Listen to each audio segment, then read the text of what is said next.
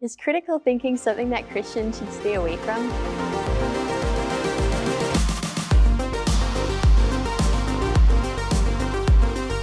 Welcome to Critical Thinking Scan, where we look at how you can think about any faith-challenging message and arrive at a biblical, logical conclusion yourself.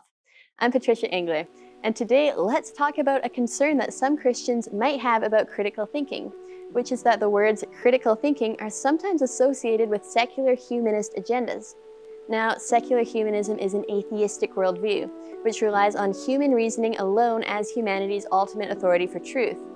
And often humanists and even many Christians may contrast thinking with faith, defining faith incorrectly as belief without evidence. So, typically beginning with the belief, if you can't measure it, then it doesn't exist, humanists praise rational thinking as their only truth source. Now, rational technically means logical or reasonable, but humanists often extend that definition of rational to mean excluding any mention of God, as though the only logical explanation for something must be a naturalistic one. Now, that's a philosophical statement which essentially restricts logic to atheism, when, as we'll see in a minute, the opposite is actually true. Atheism can't provide a foundation that's consistent for logic. The point to keep in mind for now is that critical thinking is rational in the technical, though not atheistic sense of the word. But through a quick switcheroo of these different definitions for rational, some people claim that critical thinking is a bulwark of humanism. As a pamphlet from the American Humanist Association called Humanism and Critical Thinking states, since humanism is a rational philosophy, it is dependent on a methodology that successfully addresses questions and problems related to the natural world. Critical thinking provides that methodology and includes skills, attitudes, and dispositions that a person can learn and practice. In fact, science itself can be thought of as a subset of critical thinking. So, is critical thinking secular? Well, let's think about it.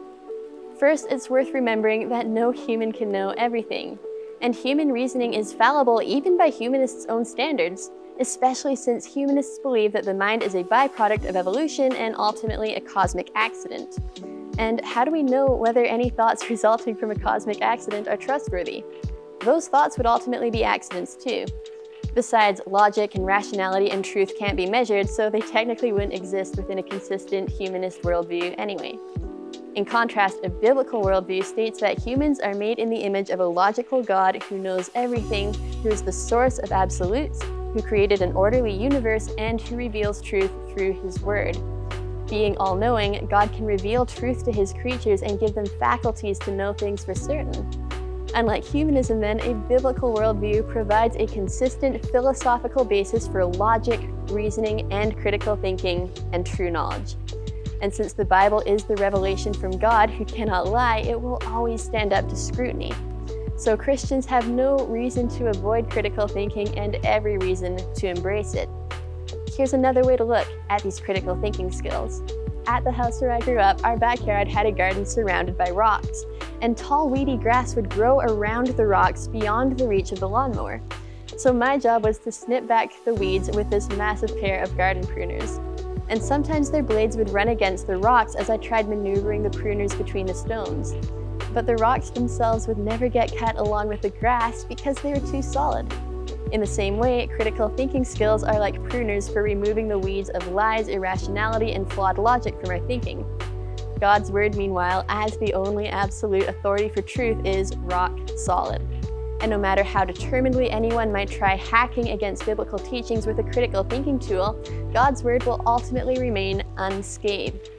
Furthermore, just like critical thinking is only possible because God's Word provides a foundation for logic, a person in the garden could only stand up to hack against the garden stones with their pruners because deep underground there is a foundation of bedrock upholding everything. Grounded on this bedrock of God's Word, Christians have every right to apply their critical thinking tools against any weedy lies obscuring the rock-solid teachings of the Bible. For more on how to think critically about any message that challenges the Bible's teachings, you can access my other CT Scan videos packed with tactics, tips, and tools that helped me as a Christian student at Secular University. Thank you for watching.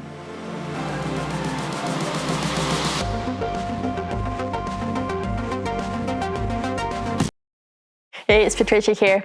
Just wanting to let you know that if you like these videos, a free, easy way to help Answers in Genesis Canada create more content and equip more people to defend their faith is to hit that like button, subscribe to our channel, click the bell, and of course, share these resources. That lets the social media algorithms help these videos reach more people who can benefit from them, saving us advertising expenses while promoting biblical authority. Thank you so much.